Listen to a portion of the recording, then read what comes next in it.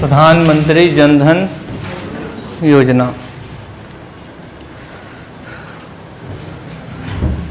आप लोग कुछ जानते हैं क्या इस योजना के बारे में? जो भी जानता है बताएंगे, जो कुछ भी जानते हो। हाँ, जीरो बैलेंस पर वीमेंस और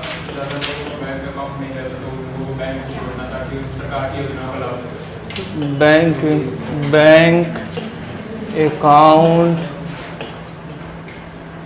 ओपनिंग फॉर वल्नरेबल पीपल। यही कहना चाह रहे हो वंश? यही कहना चाह रहे हो? सुभेद्य लोगों का खाता खोलना। हाँ हाँ, रिकॉर्डिंग चल रही। और कोई कुछ जानता है क्या? और कुछ? और इसमें क्या बेनिफिट है? पैसा कैसे निकलेगा?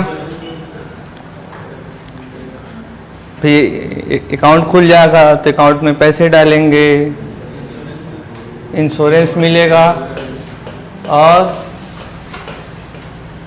बोलिए डेबिट कार्ड मिलेगा। बोलिए आजकल तो क्रेडिट कार्ड भी शुरू हो गई है। समझ रहे हैं? तो देखिए अभी इन्हीं सब चीज़ों में से बातें निकलेंगी। सबसे पहले तो समझना है कि प्रधानमंत्री जन धन योजना है क्या। तो हम लोगों ने कल सीखा था कि वित्तीय समावेशन का मतलब है सबसे पहले तो अवसंरचना तैयार करना कि वहाँ शाखा खोली जाए। फिर उसके बाद वहाँ पर हम लोगों को ग्राहकों की सुरक्षा सुनिश्चित करनी होगी, और वित्तीय समावेशन के लिए सुस्पष्ट विनियामक ढांचा होना चाहिए। और एक दो और रहा होगा उसमें, सभी वर्गों तक समान रूप से पहुंच सुनिश्चित करनी चाहिए। यही सब मतलब क्या था? तो वित्तीय समावेशन का।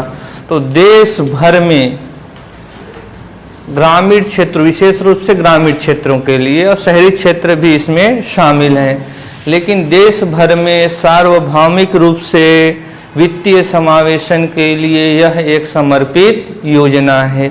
तो पहली लाइन इसमें क्या होगी कि यह एक राष्ट्रीय वित्तीय समावेशन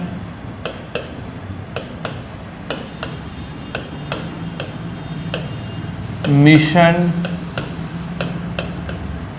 है। यह एक राष्ट्रीय वित्तीय समावेशन मिशन है, जिसके अंतर्गत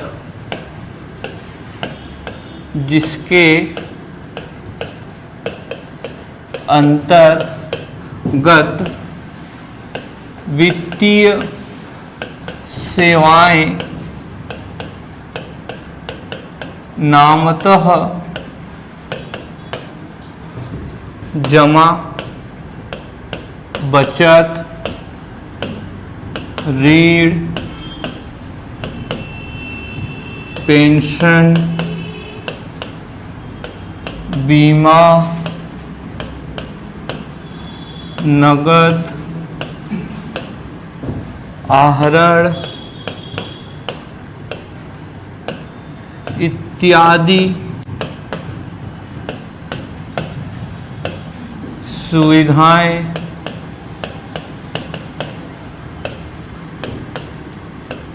प्रदान की जाती हैं।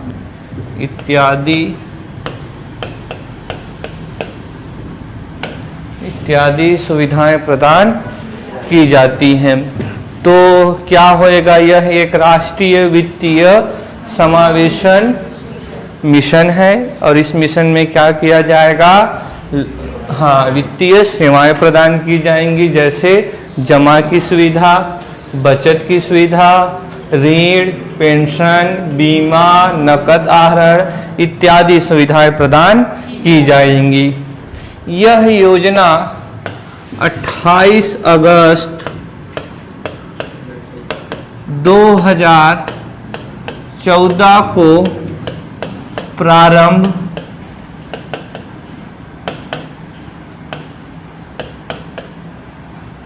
हुई थी। इस योजना की शुरुआत वर्ष 2014 में 28 अगस्त को किया गया था। इसको ध्यान रखेंगे, चाहे छत्तीसगढ़ लोक सेवा आयोग हो या व्यापम हो, विशेष रूप से तारीखों को पूछा जाता है। तो इस 28 अगस्त 2014 को आप ध्यान से देखेंगे। देखिए, यहाँ से जो प्रश्न आएगा वो कथन में आएगा।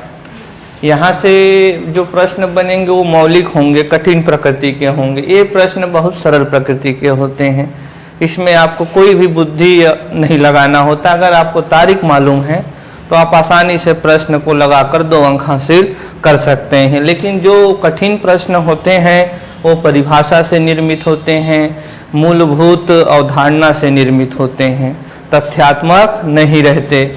तो ये बहुत सरल प्रश्न है और सभी लोग इसको बनाएंगे, आपको भी बनाना चाहिए, और तभी आप उनके साथ खड़े रहेंगे और कठिन प्रश्नों को हल करेंगे तो उनसे आगे निकलेंगे। समझ रहे हैं? तो इसको विशेष रूप से ध्यान रखना है इस तारीख को। आगे जो प्रधानमंत्री जन धन योजना में जो हम लोगों को ध्यान रखना है कि यह मुख्य रूप से BSBDA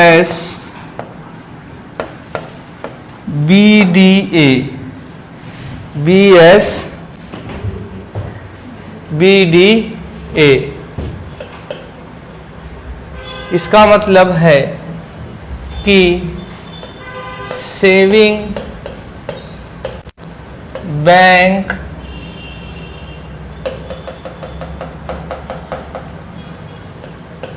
basic, B for basic, S for saving, और फिर दूसरा क्या है? B है, B for बैंक, फिर क्या है? D for डिपॉजिट, और A for अकाउंट। मूलभूत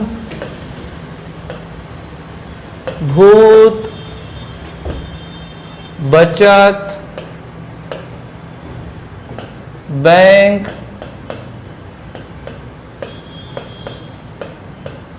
खाता। प्रधानमंत्री जन धन योजना के तहत जो खाता खोला जाता है, आरबीआई उसको कहता है basic saving deposit account, BSBDA। Hindi में क्या कहते हैं? बेसिक का मतलब मूलभूत है, सेविंग का मतलब बचत है, बैंक का मतलब तो बैंक ही देवनागरी लिपि में, और हाँ बचत, सेविंग बैंक बचत, और डिपॉजिट तो भला भूल ही गए, जमा खाता, डिपॉजिट जमा खाता।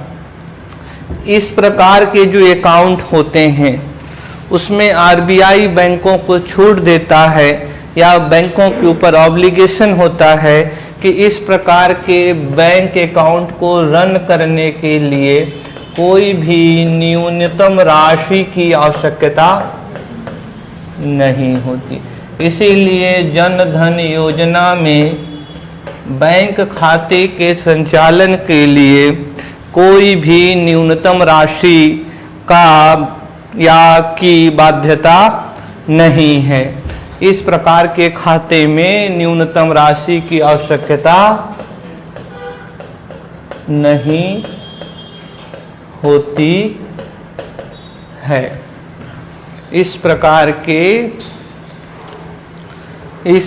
के खाते में मिनिमम बैलेंस की रिक्वायरमेंट नहीं रहती है।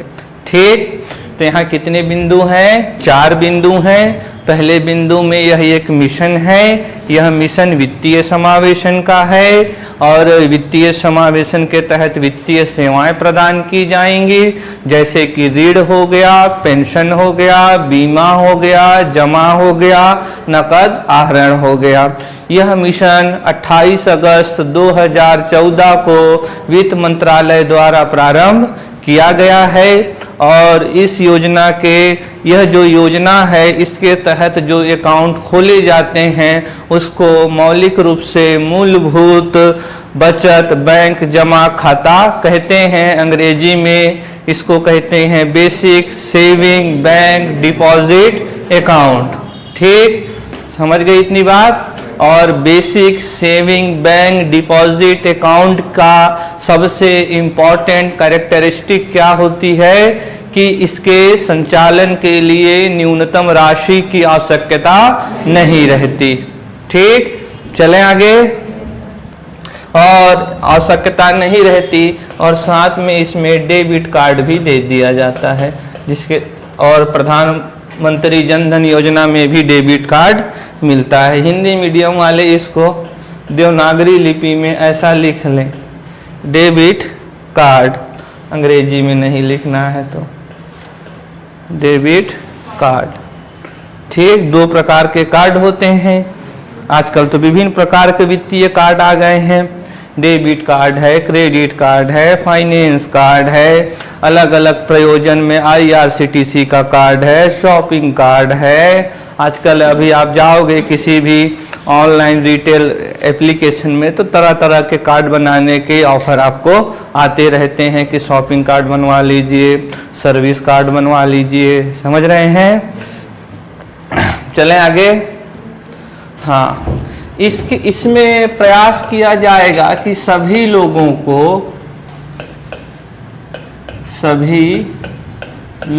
को 5 किलोमीटर के तहत वित्तीय सुविधाएं उपलब्ध हो।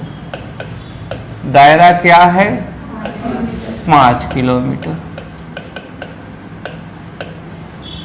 वित्तीय सुविधाएं उपलब्ध हों। कितने में? 5 किलोमीटर के तहत। फिर भी इस ऑब्लिगेशन के बावजूद कई क्षेत्र ऐसे होते हैं जहां पर बैंक की शाखा खोलना व्यवहार्य नहीं होता है, तो ऐसे स्थानों पर बैंक मित्र का प्रावधान है। जो प्रकार की सेवाएं आपको शाखा पर प्राप्त होती हैं उसी प्रकार की सेवाएं बैंक मित्र आपके कस्बे या मोहल्ले में आकर आपको प्रदान करेगा जहां पर बैंक की शाखा उपलब्ध नहीं है। तो अगर कोई क्षेत्र दुर्गम है, दुर्गम यानी कि रिमोट एरिया, यानी कि क्या? रिमोट एरिया, जहां पर आवागमन के पर्याप्त सुविधाएं नहीं होती, उन क्षेत्रों को दुर्गम क्षेत्र कहा जाता है। तो दुर्गम क्षेत्रों या वे क्षेत्र जहां बैंक शाखा खोलना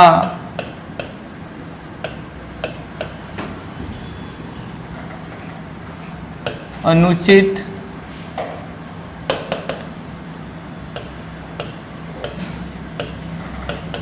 उचित नहीं होता है,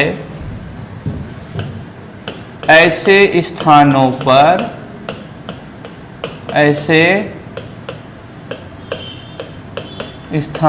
पर बैंक मित्र के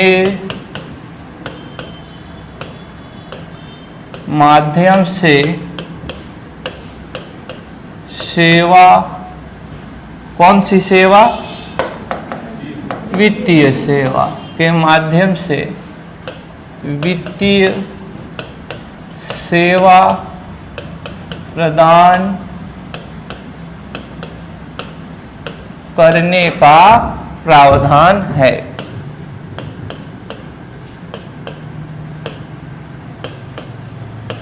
करने का प्रावधान है। कुछ अन्य और छोटे छोटे तथ्य हैं, जैसे कि चाहे स्त्री हो या पुरुष हो, दोनों ही खाते खुलवाने के लिए योग्य हैं। चाहे शहरी इलाका हो चाहे ग्रामीण इलाका हो, दोनों ही क्षेत्रों में इस योजना का संचालन किया जा रहा है। खाता खुलवाने के लिए किसी व्यक्ति की आयु 10 वर्ष से अधिक होनी चाहिए।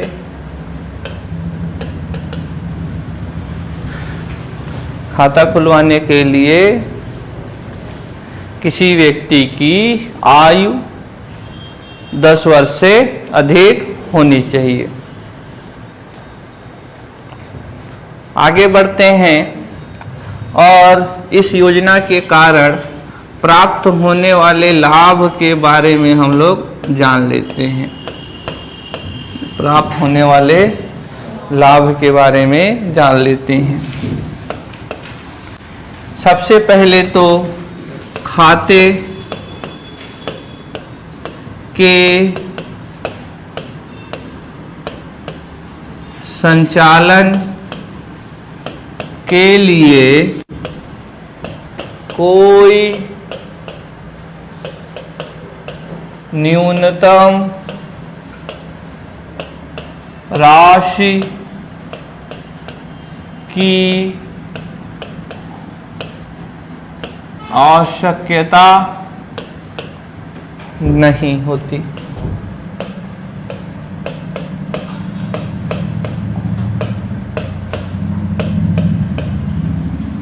खाते के संचालन के लिए कोई न्यूनतम राशि की आवश्यकता नहीं होती, क्योंकि यह जो अकाउंट है यह basic saving bank deposit account है। ठीक, तो इसमें सबसे बड़ा लाभ है, आपके खाते में अगर पर्याप्त बैलेंस नहीं रहता है, अगर आपका खाता नगरीय क्षेत्र का है तो आप पर ऑब्लिगेशन है कि आपके अकाउंट में इतने पैसे होने चाहिए। अगर 2 महीने 3 महीने में अगर आपके अकाउंट में 1000 रुपये से कम हुए तो बैंक आपसे इतना रुपये, 250 रुपये, 300 रुपये, 500 रुपये शुल्क आपको चार्ज करेगा। ऐसा होता है कि नहीं? मैसेज भी आता होगा जब भी अकाउंट बैलेंस कम हो जाता होगा तो, लेकिन इसमें ऐसा नहीं होगा। लेकिन इसमें ये भी लिखा हुआ है कि जो भी खाता धारक हैं उनको प्रोत्साहित किया जाएगा कि वो अपने खाते में पैसा रखें या फिर अपने खाते को सक्रिय रखें, क्योंकि जब यह योजना चलाई गई तो लोगों के खाते खोले गए, लेकिन देखा गया कि वो खाता निष्क्रिय हो चले थे, ना तो खाते में पैसा डालते थे और ना ही उससे निकालते थे। तो बहुत सारे खाता निष्क्रिय हो गए थे, बहुत सारे खाता वहाँ पर शुरू में कुछ पैसा भी आता था 1000 रुपये के आसपास सरकार से, तो फिर उसको निकालने के बाद वो जीरो बैलेंस में उसको छोड़ देते थे। लेकिन धीरे धीरे अब जैसे जैसे यूपीआई का प्रसार होता गया, ऑनलाइन ट्रांजैक्शन हो गया, तो लोग अपने खाते को सक्रिय किए हैं। ठीक, दूसरी बात, इसमें 1 लाख रुपए की दुर्घटना बीमा प्राप्त होती है। 1 लाख रुपए की दुर्घटना बीमा प्राप्त होती है। समझ रहे हैं? अगर किसी व्यक्ति की मृत्यु दुर्घटना के कारण हो जाती है, कहीं बाथरूम में फिसल कर मर गया, मर जाते हैं लोग, पैर भी टूट जाता है किसी किसी का, तो क्योंकि वहाँ घर्षण बहुत ही ज़्यादा कम रहता है और घर्षण के कारण ही हम चल पाते हैं, या फिर कोई किसी और दुर्घटना से मर गया, समझ रहे हैं, तब उसको कितने का बीमा मिलेगा? 1,00,000 रुपए का। इसके साथ में 30,000 रुपए की जीवन बीमा प्राप्त होती है। 30,000 रुपए की जीवन बीमा प्राप्त होती है। अभी इसमें अंतर क्या है? इसमें प्राकृतिक मृत्यु है, बिना किसी दुर्घटना के।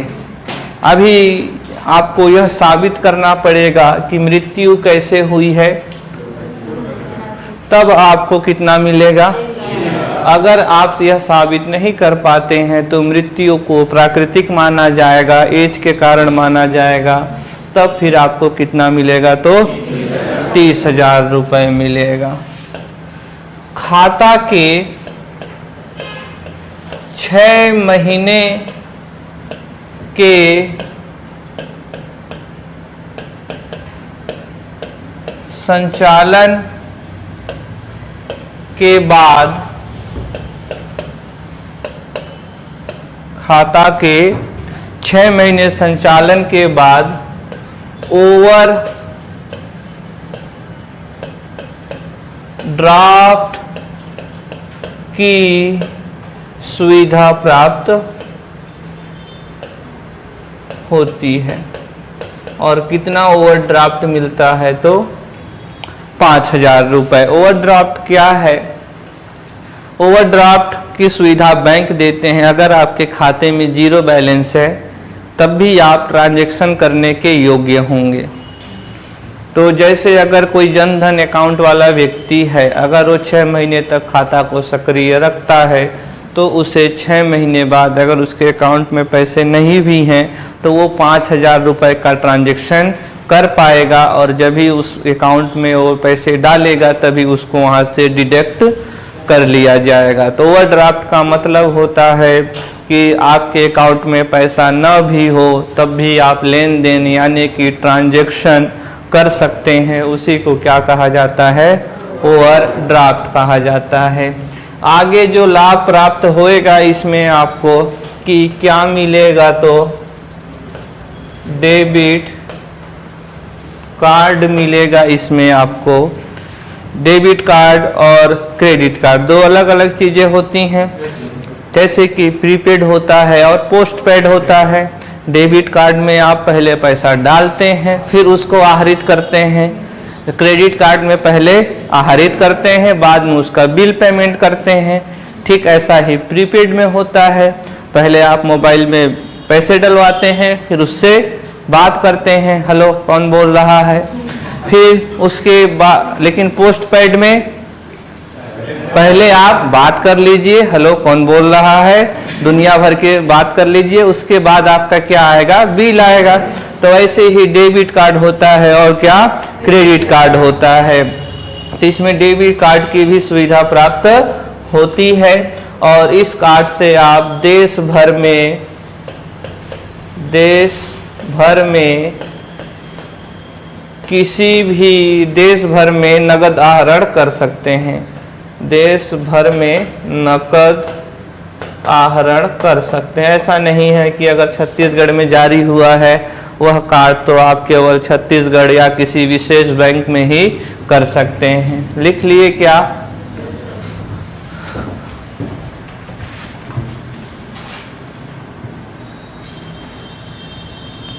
चलें आगे। आगे है कौन सा नंबर था? 8वां 7वां होगा।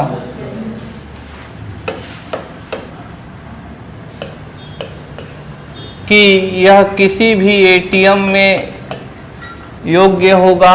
ऐसा नहीं है कि किसी विशेष एटीएम या किसी विशेष बैंक में, और हफ्ते में 4 बार आप अगर किसी दूसरे एटीएम से निकालते, अगर मुझे रुपए कार्ड जारी हुआ है पीएनबी से, समझ रहे हैं, तो किसी भी बैंक में जाएंगे तो अभी रुपए कार्ड के बारे में पढ़ेंगे तो कभी कभी कोई कार्ड देखे होंगे उसमें वीज़ा लिखा रहता है, कभी किसी में मास्टर लिखा रहता है, तो कभी किसी में रुपए लिखा होता है।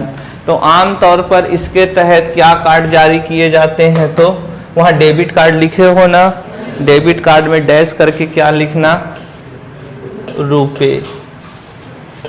क्या लिखोगे, डेबिट कार्ड कौन सा जारी किया जाता है, रुपए डेबिट कार्ड। और यह एक स्थानीय घरेलू इलेक्ट्रॉनिक भुगतान प्रणाली है जिसको national payment of corporation India ने इसको डेवलप किया हुआ है। ठीक, समझ गए।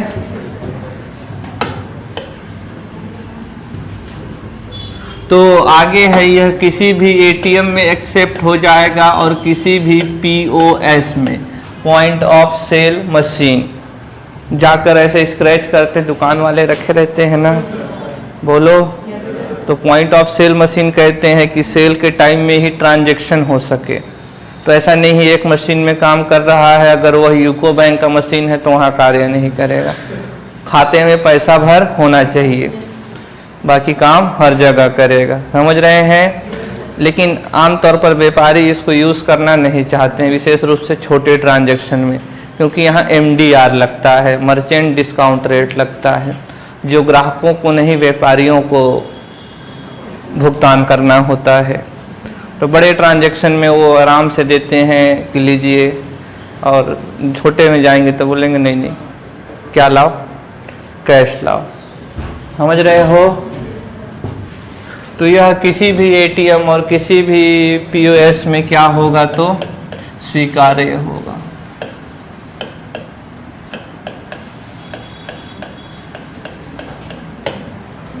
किसी भी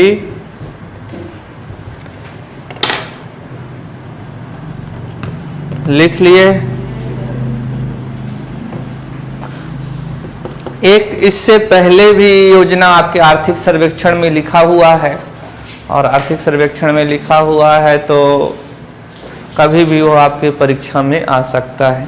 आर्थिक सर्वेक्षण में लिखा हुआ हर एक शब्द, चाहे व्यापम का कोई भी परीक्षा हो, चाहे लोक सेवा आयोग का कोई परीक्षा हो, सबके लिए महत्वपूर्ण होता है। और हर एक विद्यार्थी को आर्थिक सर्वेक्षण बड़े ही धैर्य और संयम के साथ पढ़ना चाहिए, जो स्थायी तरीका है, लेकिन लोग नहीं पढ़ते हैं। तो आपके आर्थिक छत्तीसगढ़ का जो आर्थिक सर्वेक्षण है उसमें लिखा हुआ है कि इससे पहले वर्ष 2011 में इस प्रधानमंत्री जनधन योजना के पहले भी वित्तीय समावेशन योजना चलती थी, जिसको कब शुरू किया गया था, तो वर्ष 2011 में वित्तीय, और उसको कहते थे वित्तीय समावेशन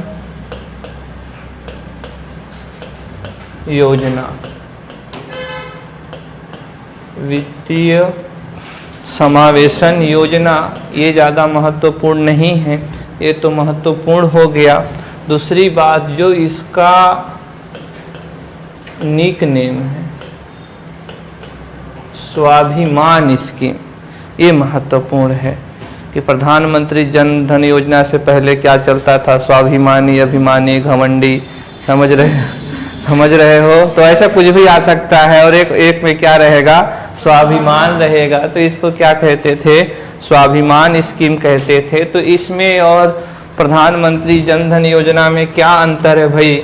अगर कोई अंतर नहीं होता तो इसी को ही संचालित करते, लेकिन आजकल देश भर में नाम परिवर्तन का भी दौर चल रहा है, तो हो सकता है ऐसा भी हो। लेकिन तार्किक रूप से देखें, अगर परिवर्तन तभी होता है जब ही नकारात्मकता को दूर की जाती है या फिर सकारात्मकता को प्रोत्साहित किया जाता है, तभी परिवर्तन होता है। तो कुछ न कुछ तो परिवर्तन अवश्य ही हुआ होगा। तो क्या परिवर्तन था? स्वाभिमान से प्रधानमंत्री जन धन योजना, प्रधानमंत्री जन धन योजना। स्वाभिमान पूर्णतः ग्रामों के लिए केंद्रित थी।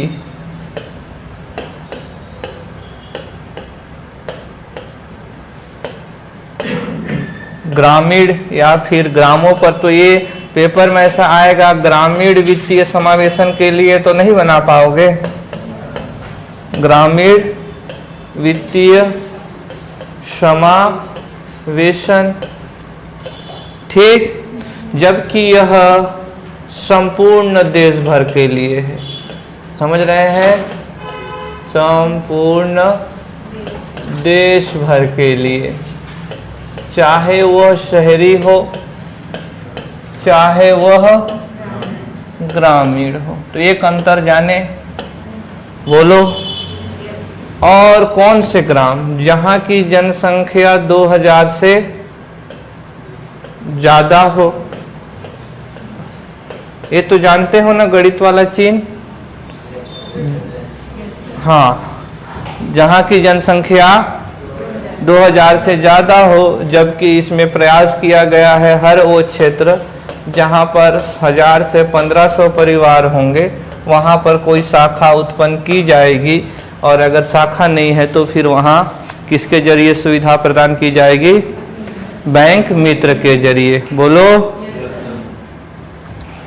यह योजना 2011 में शुरू हुई थी, जबकि यह योजना 2014, 3 अंतर हम लोगों को मिल गए।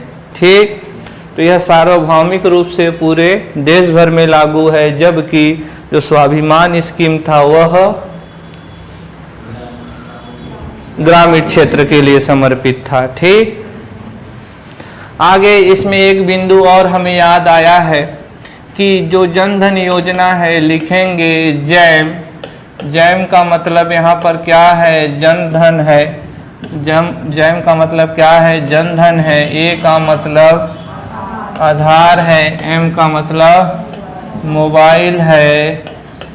तो जैम ट्रिनिटी, अभी ट्रिनिटी को क्या बोलेंगे मुझे नहीं मालूम है हिंदी में।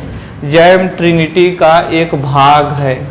एक विशेषता ये भी होगा कि नहीं बोलते हो भाई? जनधन योजना में लिख सकते हैं कि यह जैम ट्रिनिटी का एक भाग है। भाई देखिए ना, एक भाग है कि नहीं? ठीक, तो लिखिए। जैम पूछा गया है परीक्षाओं में, जैम क्या है?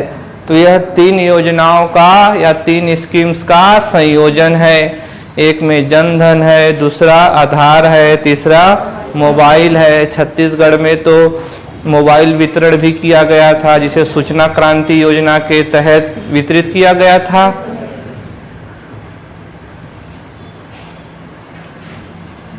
तो इस तरीके से हमारी सरकार पैसा भी व्यर्थ करती रहती है। सरकार इतना क्षमतावान बनाए कि उसे मोबाइल बांटने की जरूरत ही ना पड़े। ये तो आप मोबाइल बांट कर उनके अपाहिज बना रहे हैं। उतना पैसे का आज क्या हुआ? वो मोबाइल कहाँ है?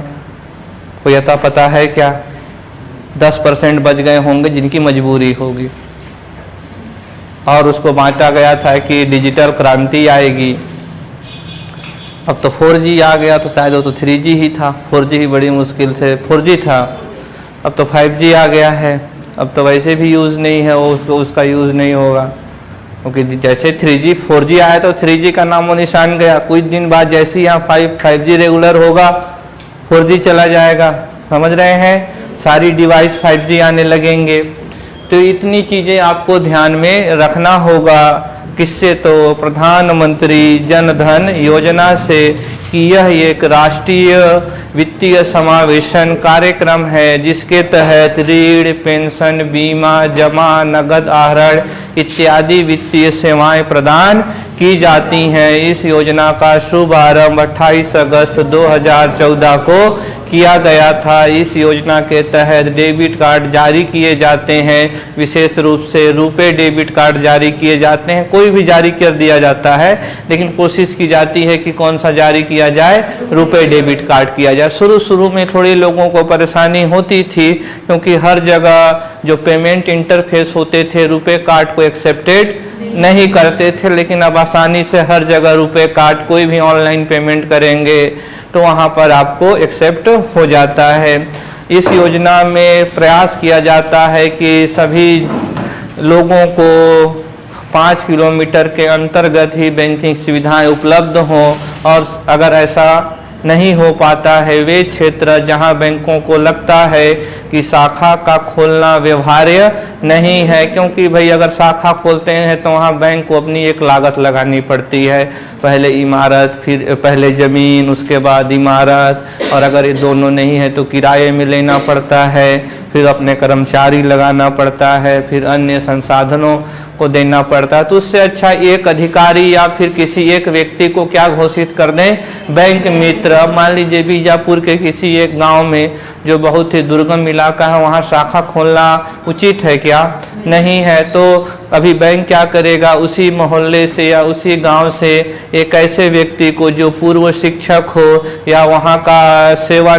सेवानिवृत्त सरकारी कर्मचारी हो सकता है और एक्स मिलिट्री सर्विसमैन हो सकता है, यानी कुल मिलाकर जो उस गांव से क्या हो, पढ़ा लिखा हो, साक्षर हो, जिम्मेदार हो, दायित्व को समझता हो, ऐसे व्यक्ति को बैंक मित्र के रूप में घोषित करेगी और वह बैंक मित्र उनके पैसा को भी जमा करने का कार्य करेगा और उनको पैसा वितरित करने का। उस बैंक मित्र के पास क्या होएगा, पीओएस मशीन होगा, उससे वो पैसा दे सकता है और उनके पैसे को रसीद देकर उनका पैसा ले जाकर बैंक में जमा भी कर सकता है।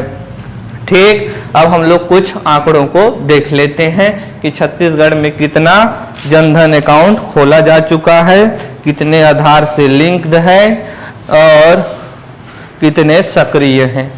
सक्रिय वाला बड़ा मुद्दा था शुरुआत में, क्योंकि विपक्ष काफ़ी हंगामा करता था। एक तरफ सरकार इस योजना के लिए अपनी तारीफ करता था, तो वहीं विपक्ष इसी मुद्दे को पकड़ कर कि खाता सक्रिय नहीं है, सरकार की आलोचना भी करता था। तो थोड़ा जानना पड़ेगा हम लोगों को।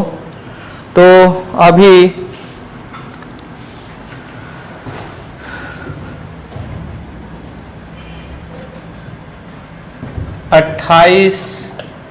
दिसंबर 2022 तक, यानी कि लगभग 4 महीने पहले के आंकड़े हैं। दिसंबर के आंकड़े हैं, बोलो। तो जो आंकड़ों की संख्या है 478, बोलो बोलो, 396 और 632। तो अभी ये इकाई, दहाई, सैकड़ा, हजार, 10,000, लाख, 10 लाख, करोड़, 10 करोड़, तो 47 करोड़ 83 लाख 96,632। वाह, कमाल कर दी। तो ये कितना हो जाएगा, 47.83 करोड़ खाते हैं, यानी कितने हैं, 47 करोड़ कार्ड।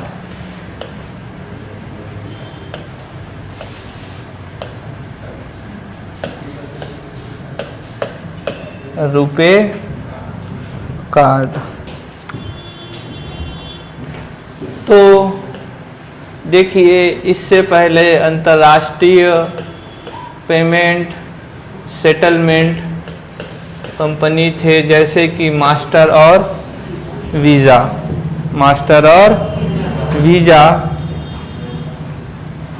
और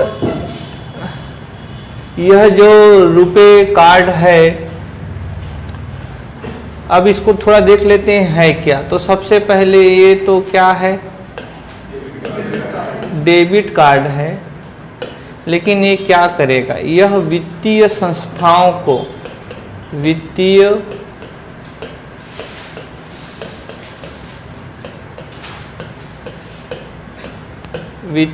संस्थाओं को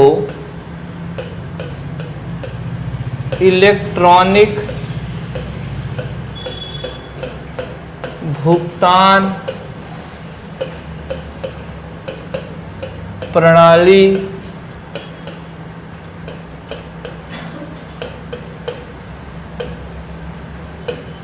की सुविधा प्रदान करेगा।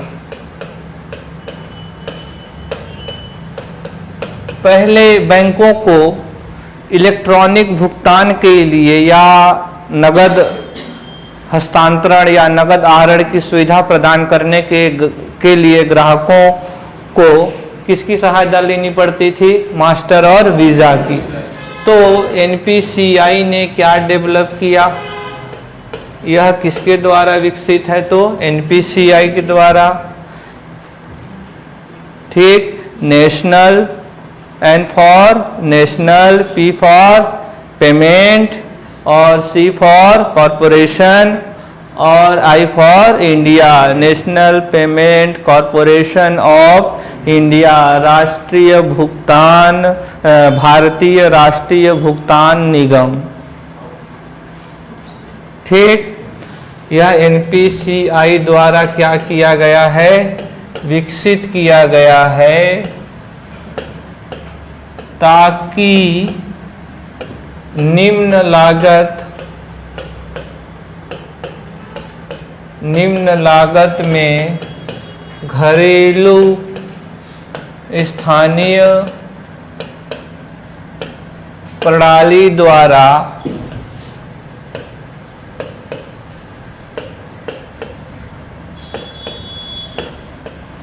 घरेलू स्थानीय प्रणाली द्वारा इलेक्ट्रॉनिक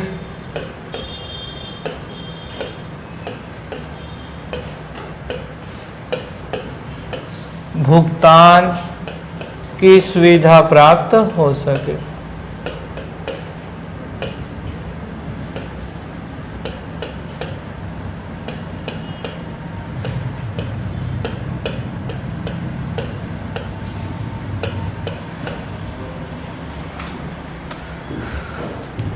तो इसको किसने डेवलप किया है? एनपीसीआई ने डेवलप किया है।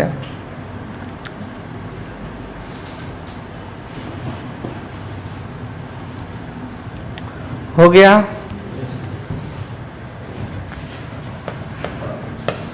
आगे है पांचवा, इसी में रुपए कार्ड में 8 मई 2014 को राष्ट्रपति द्वारा इसका शुभारंभ किया गया था।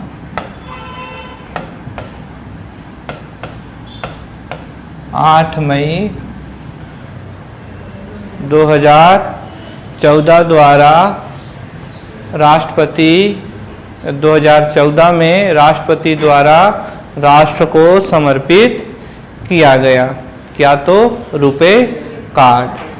अब बैंक रुपए कार्ड जारी कर सकते हैं, जिसमें बैंकों को कम लागत लगती है और ग्राहकों को भी क्या है तो इजी है। कहीं भी किसी भी जगह ये जो रुपए कार्ड है अब एक्सेप्ट हो जाता है। इवन अभी तो नहीं, अब इसका पूरा प्रसार हो चला है। ऑनलाइन में अगर अभी आप इंटरनेशनल ट्रांजैक्शन करते हो, पेपल करते हो, तो वहाँ तो नहीं होगा भाई। इंटरनेशनल अभी तो ये हुआ ही नहीं है। इसका उद्देश्य क्या है? स्थानीय, समझ रहे हैं? पेपल यूज करते हो, स्क्रील यूज करते हो। अभी आप बिल डेस्क हो, बिल डेस्क में आसानी से है रुपए कार्ड। रिचार्ज करते हो तो बिल डेस्क जोड़ता है आपको रुपए से, समझ रहे हैं? तो अब देश भर में ऐसा कहीं नहीं है, कोई भी एटीएम ऐसा नहीं है, कोई भी जो देश के अंदर कोई भी ऐसी ट्रांजैक्शन नहीं है जहां ये ना से एक्सेप्ट होता हो। समझ रहे हैं? जहां तक अब तो ये हो गया है कि क्रेडिट, जैसे यूपीआई है, यूपीआई आपका रन करेगा डेबिट कार्ड से। यूपीआई जो अभी आप पेमेंट करते हैं क्यूआर कोड से, क्विक रिस्पांस कोड जो है, क्यूआर जो आता है ब्लॉकेज पर रहता है, उसमें डेबिट कार्ड ही रन करेगा। आप अगर जो खाते से पेमेंट करते हो डेबिट कार्ड होगा, क्रेडिट कार्ड नहीं हो सकता है। लेकिन अगर आपके पास किसका क्रेडिट कार्ड है? रुपए वाला है। अगर आपके पास क्रेडिट कार्ड किसका है? रुपए का, तो डायरेक्ट आप क्रेडिट कार्ड से भी यूपीआई रन हो जाएगा। एडवर्टाइज भी आता है अभी आईपीएल वक्त कि रुपए कार्ड से भी क्या चले, क्रेडिट कार्ड चलता है उसमें यूपीआई में। जैसे मेरे पास अभी क्रेडिट कार्ड है, वो वीज़ा वाली है, तो मैं उसको ऐड नहीं करूँगा, यूपीआई में नहीं होगा वो। लेकिन अगर मेरे पास क्रेडिट कार्ड है जो रुपए वाला है, तो मैं कार्ड नंबर डालकर अगर उसको ऐड करना चाहूँ, आता है ना ऐड न्यू यूपीआई, या शुरू में ही आता है तो कार्ड नंबर डालते हैं हम लोग। तो जैसे ही आपका क्रेडिट कार्ड का नंबर डालोगे, अगर वो वीज़ा का रहेगा तो आगे प्रोसेस जाएगा ही नहीं, लेकिन अगर वह रुपए का हुआ तो आगे प्रोसेस हो जाएगा। क्रेडिट कार्ड मतलब कि आप खर्च करते रहिए, बाद में आप समय सीमा से उसकी पैसा को लौटा दें तब तो ठीक है, नहीं तो फिर वो आपसे ब्याज दर धीरे धीरे। हाँ, आजकल कुछ चीज़ें और हो रही हैं। बहुत सारे प्ले स्टोर में ऐप्स हैं जो 10,000 रुपये, 15,000 रुपये, 20,000 रुपये देते हैं लोगों को, और उनका आरबीआई से कोई भी लाइसेंस नहीं है। ठीक, तो 10,000, 20,000 रुपये दे देते हैं, लेकिन और उनका ब्याज दर बहुत उच्च रहता है। और जब भी जब भी आपका मोबाइल नंबर वेरीफाई करने के लिए ओटीपी आता है या कोई लिंक देंगे, उसमें कुछ मालवेयर होता है। जैसे देश भर में आरोप लगता है कि स्पाईवेयर है, तो वैसे उन लोग मालवेयर करते हैं, और वो मालवेयर आपके फ़ोन बुक को पढ़ सकता है, आपके गैलरी को पढ़ सकता है, और अगर आपके फ़ोन में कोई ऐसी तस्वीर है, उन तस्वीरों को रीस्टोर कर लिया जाता है। और जब भी आप पैसा नहीं चुका पाते हैं तो फिर उन फ़ोटोज़ को आपके फेसबुक वॉल में आपके घर पोस्ट कर दिया जाता है। और कई सारे जो कॉनमैन होते हैं, गुंडे होते हैं, उनको हायर किया जा रहा है, और ये सारे ऐप चीन से ऑपरेट हो रहे हैं। अभी कितने हज़ार एप्लीकेशन डिलीट करवाए गए हैं सरकार के द्वारा। वैसे बहुत सारे युवा लोग हैं जो फंस रहे हैं इस चक्कर में, क्योंकि बड़े ही आसानी से उनको 15-20 हज़ार रुपये मिल जाता है, लेकिन चुका जब नहीं पाते हैं तो मानसिक रूप से टॉर्चर किया जाता है। भाई बैंक में होगा तो आपकी संपत्ति ही ली जाएगी अधिक से अधिक, जो आप मॉर्टेज रखे हुए हैं, जो आपने वहाँ पर दिया हुआ है उसमें की ये जो संपत्ति है। तो ऐसा भी हो रहा है, तो सावधान रहिए। मोबाइल बहुत ख़तरा हो गया है, सावधानी से इस्तेमाल न करें तो इसमें ये जो रुपए कार्ड है ये कब समर्पित हुआ राष्ट्र को? तो हाँ, अभी कितने खाते खुले हैं? 47.83 करोड़ जनधन के तहत, और इसमें से लगभग 35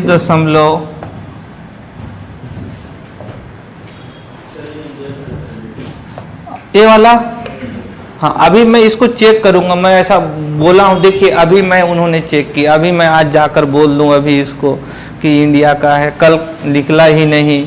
तो जब तक मैं पूरी तरीके से स्पष्ट नहीं हो जाऊंगा तब तक मैं कमिटमेंट नहीं कर सकता हूँ। देखिए मैं अपनी गलती माना कि मुझे ये मालूम नहीं है स्पष्ट तौर पर, तो बिना मैं उसको पूरी तरीके से पुख्ता हुए मैं नहीं कह सकता हूँ कि इंडिया का है वो छत्तीसगढ़। इसीलिए मैं वहाँ नाम नहीं ले रहा हूँ अभी कि वह इंडिया का है कि छत्तीसगढ़ का है, समझ रहे हैं। तो मैं उसको कल चेक करके आऊँगा डैशबोर्ड क्या कहता है, क्योंकि देखिए जब भी मैं पढ़ रहा था तो मैंने चेक नहीं किया किसका, कि प्रधानमंत्री जन धन योजना का जो डैशबोर्ड है या जो हमारा आर्थिक सर्वेक्षण है कहाँ का, नेशनल वाले का, उसमें भी डैशबोर्ड से भी, क्योंकि डैशबोर्ड वाला कल को फिर परिवर्तित हो जाएगा, समझ रहे हैं। जो वेबसाइट में चलते रहते हैं ना आंकड़े, कल को फिर कोई नया खाता खुलेगा, इतना बड़ा आबादी है देश का, तो फिर कहाँ से चेक करना पड़ेगा? आर्थिक सर्वेक्षण से।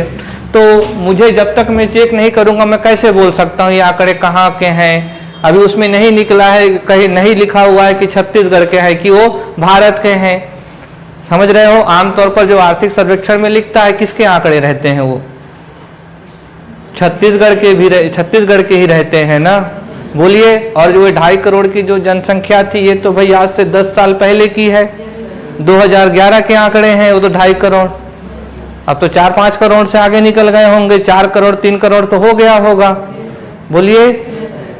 तो इसीलिए अभी मैं नहीं लिखवा रहा हूँ कि ये भारत का है कि ये छत्तीसगढ़ का है। कल अभी इसीलिए जगह भी वहाँ शायद छुड़वाया हूँ मैं, तो उसको कल देख लेंगे। और इसमें से 32.52 करोड़ में क्या जारी हुआ है? तो रुपए कार्ड। अभी ये भी भारत का है, छत्तीसगढ़ का है, नहीं लिखा हुआ है, लेकिन रुपए कार्ड की संख्या कितनी है तो 32.52 करोड़,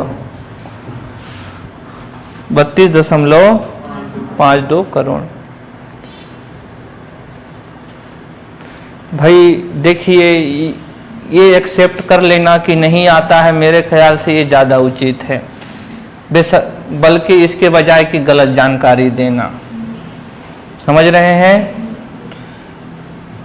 तो जब तक मैं पुख्ता न हो जाऊं स्पष्ट रूप से, तब तक मैं नहीं कह सकता हूं कि ये भारत का है कि छत्तीसगढ़ का है। लेकिन ये तो बात तय है कि जो भी आर्थिक सर्वेक्षण में है, ये जो संख्या कितनी है तो 47.83 करोड़।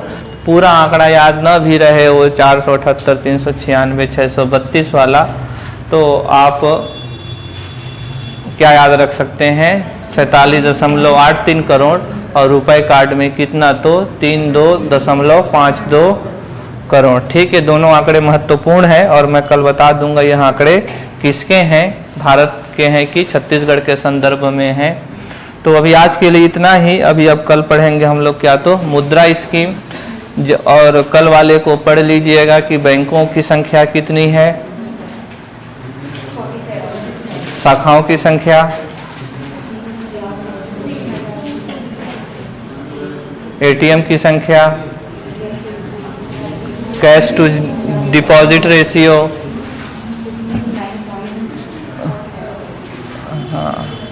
हाँ, तो जाकर इन सबको अच्छे से पढ़ना। समझ रहे हैं? इस व्यापम के हर परीक्षाओं में आता है ये सभी, ऐसा नहीं है किसी पीडीओ में ही आएगा।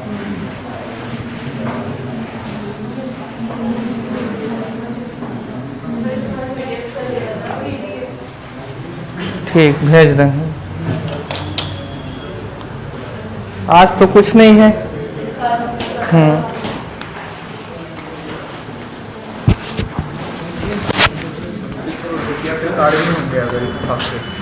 और वाणिज्यिक बैंक देते हैं उनको भी काम कर लेंगे। हाँ, इसमें एक और लिख लीजिएगा ये चीज़ कि जरूरी नहीं है कि ऐसा कोई भी बैंक, जनधन वाले में जो विशेषता लिख रहे थे ना 8-9, उसमें लिख लीजिएगा किसी भी बैंक से किसी भी बैंक में जनधन खुला जा सकता है खाता। जरूरी नहीं कि क्षेत्रीय ग्रामीण बैंक हो या कहीं भी हो, किसी भी बैंक में, चाहे वो प्राइवेट सेक्टर बैंक हो चाहे वो पब्लिक सेक्टर बैंक हो। प्राइवेट सेक्टर में ICICI बैंक, ICICI, ठीक, और पब्लिक सेक्टर में PNB हो गया, SBI हो गया। समझ रहे हैं?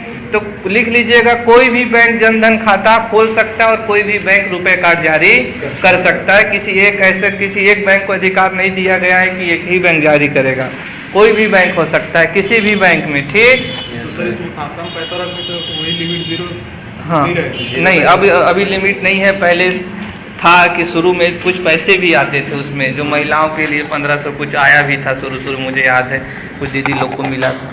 तो फिर वो खाता निष्क्रिय हो गए थे। तो अभी ये जो खाता है RBI बैंकों को, जो BSBDA वाला है, बैंकों को ये छूट प्रदान करता है कि आप इस खाते के संचालन के लिए कोई भी न्यूनतम राशि का मानक नहीं रखेंगे। आमतौर पर जो हम लोग के खाते होते हैं जो BSBDA नहीं होते हैं, उसमें हम लोगों को कुछ रुपए रखना होता है, ताकि भाई बैंकों को हर खाता को संचालन के लिए उनकी एक लागत आती है, अधिकारी होते हैं, सिस्टम रन करता है। और अगर आप उसमें पैसा नहीं रखेंगे, क्योंकि अब भले आप जो जमा कर रहे हो ना, बैंकों का थोड़ा कार्य पद्धति समझना पड़ेगा। अभी जो आप पैसा जमा कर रहे हो, भले वो फिक्स डिपॉजिट नहीं है, सेविंग है, मतलब आप कभी भी निकाल सकते हो। इसको कहते हैं डिमांड डिपॉजिट। जो मांग होता है वाला current account, saving account demand deposit में आता है। तो भले वो पैसा बैंक यूज़ ना कर रहा हो, लेकिन बैंक को उस पैसा को दिखाकर वो कहीं और से लोन ले लेता है बैंक। वो दिखाता है, जैसे पेटीएम वाला क्यों आपको बार बार पैसे करने को कहता है वॉलेट में, भले वो पैसा यूज़ नहीं करेगा, लेकिन कहीं जाकर दिखाएगा कि मेरे पास इतने कस्टमर हैं, मेरे पास इतने पैसे आते हैं, तो आपका पैसा नहीं डूबेगा, मैं लौटाऊंगा। तो अगर तो बैंक वालों के पास वो पैसा ही नहीं रहेगा तो दिखाएंगे क्या वो? समझ रहे हैं? और RBI का वो पढ़े होंगे CRR, उसमें भी तो कम हो जाएगा ना, 4 पर अगर कम अमाउंट होगा तो उसका ज़्यादा वो चला जाएगा, तो उसमें भी लाभ होता है बैंकों को, क्योंकि NDTL आता है।